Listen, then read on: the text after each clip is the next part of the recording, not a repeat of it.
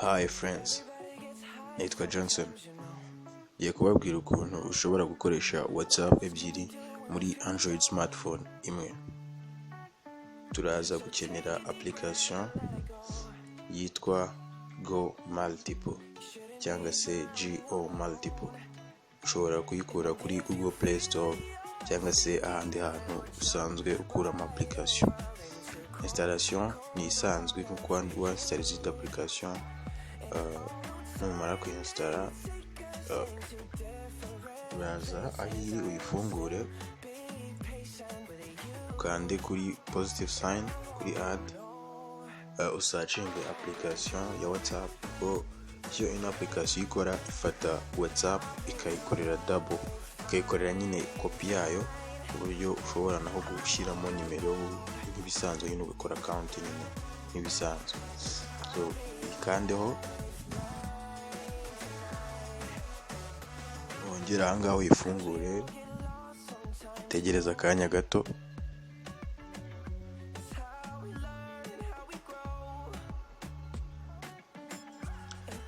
Nimubona WhatsApp yanyu itandukanye n'iyanjye ntibibatungure, iyi ni GB WhatsApp ariko nayo ikora nka WhatsApp, nta kibazo.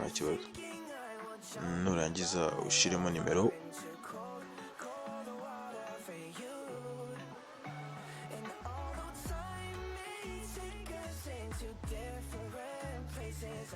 kande next,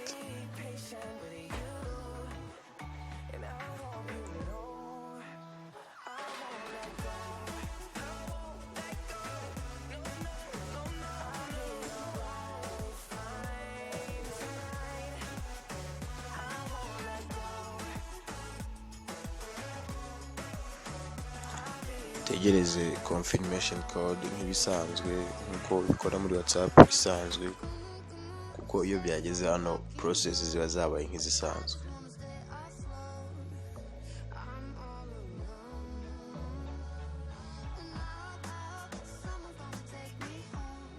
Skip.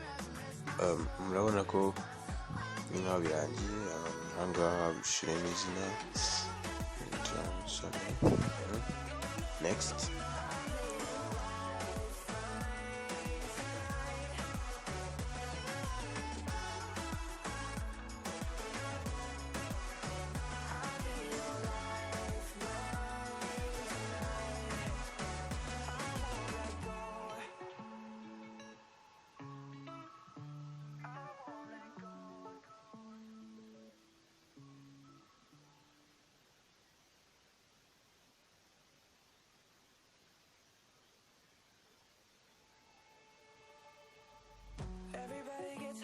Sometimes, you know, what else can we do when we're feeling low? So take a deep breath and let it go. You shouldn't be drowning on your own. Murabona ko byarangiye, WhatsApp yafungutse. Ushobora kwandikira umuntu nta kibazo. Gusa hari izindi application zikora nk'iyi Go Multiple, gusa aho bitandukanye nuko iyi ngiyi itwara space ntoya, kandi iyo bakohereje message kuri account ufite muri Go Multiple uhita ubona notification kuri notification bar, bitandukanye n'izindi application zikora nk'iyi. Twandikira umuntu turebe ko message igenda.